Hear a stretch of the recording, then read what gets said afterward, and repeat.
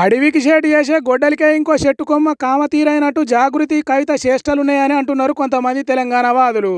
తెలంగాణ సంస్కృతి మీద, తెలంగాణ లీడర్ల మీద పనిగట్టుకొని విషం జిమ్మే చంద్రబాబు నాయుడు మీడియాకు ఎట్లా ఇంటర్వ్యూ ఇస్తుంది అని అంటున్నారు. ఓ దిక్కు ఆంధ్ర లీడర్లు ఇష్టం వచ్చినట్లు ప్రచారాలు చేస్తున్నారు, తెలంగాణకు నష్టం చేసే కుట్రలు చేస్తున్నారు. దానికి ఎల్లో మీడియా వంత పాడుతున్నది, కావాల్సినంత డ్యామేజ్ చేయాలి అన్నట్టు కాసుకొని కూసున్నది. ఎట్లా పడితే అట్లా వార్తలు రాసి వండుతున్నారు. అట్లా చేసినందుకే మొన్న ఓ ఆంధ్ర టీవీ ఛానల్ మీద దాడి కూడా జరిగింది. అంతటి కష్టకాలంలో మళ్ళా వాళ్ళ దగ్గరికే చేరుడైంది, వాళ్ళకి ఇంటర్వ్యూలు ఇచ్చుడైంది. తెలంగాణ కోసమే పనిచేస్తున్న బీఆర్ఎస్ పార్టీ లోపల చర్చించుకునే ముచ్చట్లను బయటికి చెప్పుడైంది. ఇది రహస్యాలను బయటపెట్టినట్టు కాదా, నవ్వేటోని ముందట బొక్కబోర్లా పడ్డట్టు కాదా అంటున్నారు. పార్టీ అంతర్గత విషయాలు ఏమన్నా ఉంటే పెద్దలతో మాట్లాడాలి, లేకుంటే సపరేట్ మీటింగ్ పెట్టినప్పుడు చెప్పాలి. అంతేగాని టీవీలల్లో కూర్చొని చెప్పుడేంది. ఇప్పటికే లేఖల పేరుతోని పార్టీ లోపల చర్చించే లోపాలను బయటపెట్టి చెయ్యరా అని తప్పు చేసింది. దానికి కేసీఆర్ కనీసం దగ్గరికి కూడా రాని అని పరిస్థితి తెచ్చుకున్నది జాగృతి కవిత. అట్లా జరిగినాకనైనా కొద్దిగా సోయిలకు రావాలి కదా. కొద్దిగా కూడా తెలంగాణ సోయి లేకుండా ఇట్లా చేస్తే ఎట్లా అని అంటున్నారు తెలంగాణ వాదులు. నీకు అంతగానం తెలంగాణ మీద ప్రేమ ఉంటే ఓ పార్టీ పెట్టుకో, ప్రచారం చేసుకో. ఒకవేళ కేసీఆర్ మా లీడర్ అంటే పార్టీ పద్ధతులకు కట్టుబడి ఉండాలి కదా. ఇదేం పద్ధతి, కచ్చగట్టినోని చేతికే కత్తిచ్చినట్టు చేసుడేంది అని అంటున్నారు. ఇట్లనే కవిత చేసుకుంటా పోతే బీఆర్ఎస్ పార్టీకే కాదు, యావత్ తెలంగాణ సమాజానికి మంచిది కదా అని అంటున్నారు. మరి చూడాలి ఈ ముచ్చట ఎందాక పోతుందో. బంతిని ఎంత బలంగా గోడ కొడితే అంత రువర్తో వెనకగస్తుంది అన్నట్టు సీఎం రేవంత్ రెడ్డి బనకచర్ల మీద పవర్ పాయింట్ ప్రజెంటేషన్ ఇస్తే అదే ముచ్చట మీద హరీష్ రావు అంతకంటే ఎక్కువ గరమైండు. ఒక్కొక్క ముచ్చట చెప్పుకుంటా ఒకదానికి ఇంకో దానికి లింక్ ఎట్లున్నదో పూసగుచ్చినట్టు చెప్పిండు.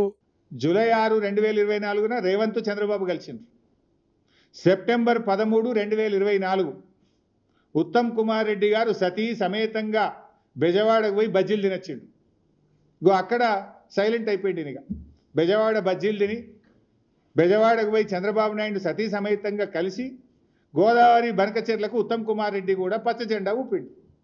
ఆనాడు రేవంత్ రెడ్డి ప్రజాభవన్ వేదికగా, బెజవాడ వేదికగా ఉత్తమ్ కుమార్ రెడ్డి ఈ ఇద్దరు కలిసి ఈ గోదావరి బనకచెర్లకు జెండా ఊపిండ్రు. విన్నారా, ముందుగాల ముఖ్యమంత్రులు కలిసిండ్రు, తర్వాత నీటిపారుదల శాఖ మంత్రి ఉత్తమ్ కుమార్ రెడ్డి కలిసిండు. ఆ తర్వాతనే బనకచెర్లకు గోదావరి నీళ్లు తరలించడానికి బాటలు పడ్డాయట. అప్పటిదానిక దాని ఊసెత్తని చంద్రబాబు నాయుడు కేంద్రానికి లేఖలు రాసుడు సురువు చేసిండట. కరెక్ట్గా మీరు డేట్లు చూస్తే దాని తర్వాత ఇదే క్రమంలో నవంబర్ 15, 2024 నాడు ఆంధ్రప్రదేశ్ ముఖ్యమంత్రి చంద్రబాబు నాయుడు గారు ఇది నిర్మలా సీతారామన్ గారికి లెటర్ రాసిండ్రు. మీరు కలవంగానే లైన్ చూడండి. ఫస్ట్ రేవంత్ కలిసిండు, సెకండ్ ఈయన పోయి రేవంత్ రెడ్డి గారు దూలంగానే ఉత్తమ్ కుమార్ రెడ్డి సతీ సమేతంగా వేయించిండు బెజవాడకు. ఈయన సెప్టెంబర్లో పోగానే నవంబర్ నెలలో మన చంద్రబాబు నాయుడు గారు నిర్మలా సీతారామన్కు గోదావరి బనకచెర్ల ప్రాజెక్టుకు డబ్బులు ఇవ్వండి అని చెప్పి రాశాడు. దీని తర్వాత మళ్ళీ డిసెంబర్ నెలలో 80,000 కోట్లు ఇయ్యండి మాకు అని చంద్రబాబు నాయుడు గారు డిసెంబర్లో నిర్మలా సీతారామన్ గారికి ఉత్తరం రాసిండ్రు. దీన్ని బట్టి తెలుస్తలేదా ఎవరు తెలంగాణకు మరణ శాసనం రాసిండ్రు అని అంటున్నాడు హరీష్ రావు.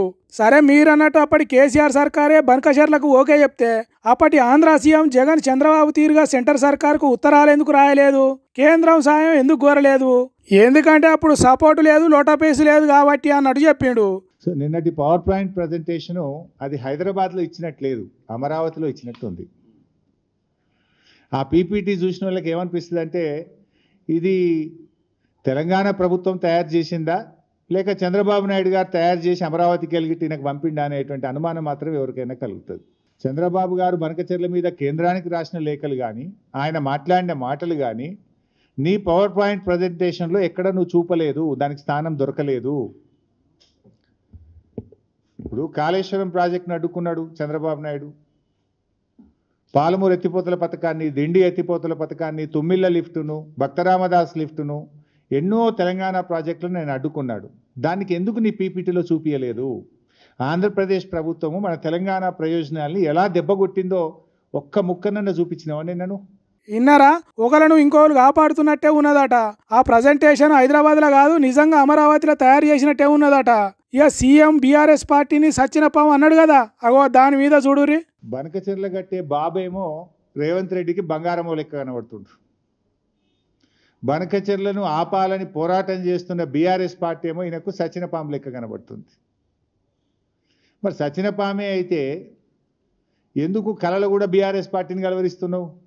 అసలు నువ్వు ఉపన్యాసం ఇస్తే కేసీఆర్ పేరెత్తకుండా బీఆర్ఎస్ గురించి మాట్లాడకుండా ఏనాడన్నా ఒక ఉపన్యాసం మాట్లాడతావా నువ్వు? అసలు సచ్చినపామే అయితే తాపతాపకు ఎందుకు కలవరిస్తున్నట్టు అంటున్నాడు.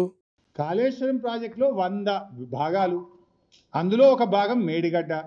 ఆ మేడిగడ్డలో ఉన్న 85 పియర్స్, 85 పియర్స్లో ఒక్క పియర్ గుంగితే కిషన్ రెడ్డి ఎన్డీఏసీకి ఉత్తరం రాసిండు. అరే మీరు జల్దీ రాండి మొత్తం కూలిపోయింది, జర చూడుండ్రి అన్నాడు. 100 భాగాల్లో మేడిగడ్డ ఒక భాగం, మేడిగడ్డలో ఉన్న 85 పిల్లర్లలో ఒక పిల్లర్ గుంగితే కిషన్ రెడ్డి ఢిల్లీకి ఎన్డీఏసీకి ఉత్తరం రాసి 2 రోజులు పిలిపించిండు. మరి మొత్తం ఎస్ఎల్బీసీ కుప్పకూలింది కదా. మొత్తం ప్రాజెక్టు భవిష్యత్తే 5,000 కోట్లు ఖర్చు పెట్టిన ఎస్ఎల్బీసీ భవిష్యత్తే ప్రశ్నార్థకమైంది. ఆ టీ బీమ్ బయటకెళ్ళది, ముంగడికి పోదు, 6 చచ్చిపోయిండ్రు. అంతేకాదు కాంగ్రెస్ పార్టీకి బీజేపీ పార్టీకి నడుమ ఉన్న బంధాన్ని, అట్లనే తెలంగాణ సీఎంకు బీజేపీ కేంద్ర మంత్రి కిషన్ రెడ్డికి నడిమిట్లో ఉన్న లవ్ స్టోరీని చెప్పిండు. నువ్వు పీసీసీ అధ్యక్షుడిగా ఉన్నప్పుడు ఈ రాష్ట్రంలో ఉప ఎన్నికలు జరిగితే నీ అధ్యక్షతన జరిగిన ఎన్నికల్లో కాంగ్రెస్ పార్టీ డిపాజిట్ గల్లంతైంది. అప్పుడు కాంగ్రెస్ పార్టీ చచ్చిన పామైందా? ఈ చచ్చిన పాము లాంటి చౌకబారు ముచ్చట్లు మాకు చెప్పకు, నీ రాహుల్ గాంధీకి చెప్పుకునేది ఉంటే.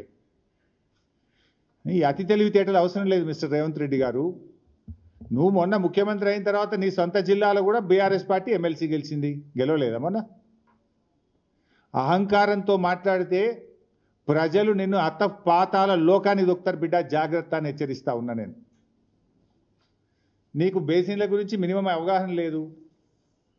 దేవాదులు ఏ బేసిన్లో ఉందంటావు, బంకచెర్ల యాడు ఉందంటావు. బాసన్ల గురించి తెలిసినంత ఈజీ కాదు బేసిన్ల గురించి తెలుసుకోవడం. అగో అసొంటిదట వాళ్ళ బంధం. ఇట్లా చాలా ముచ్చట్లే చెప్పిండు హరీష్ రావు. అయితే బనకచెర్ల మీద లేనిపోని అబద్ధాలు ప్రచారం చేస్తే ఊకునేదే లేదని గట్టిగానే హెచ్చరికలు జారీ చేసిండు కాంగ్రెస్ సర్కార్కు. మరి పంచాయతీ ఎందాకపోదో తెలియదు కానీ ప్రెస్ మీట్లకు, పవర్ పాయింట్ ప్రజెంటేషన్లకు సర్కార్ పైసలు ఒడిచేటట్టున్నాయి కదా అని అనుకుంటున్నారట ఈ బనకచెర్ల లొల్లి చూస్తున్నోళ్ళు.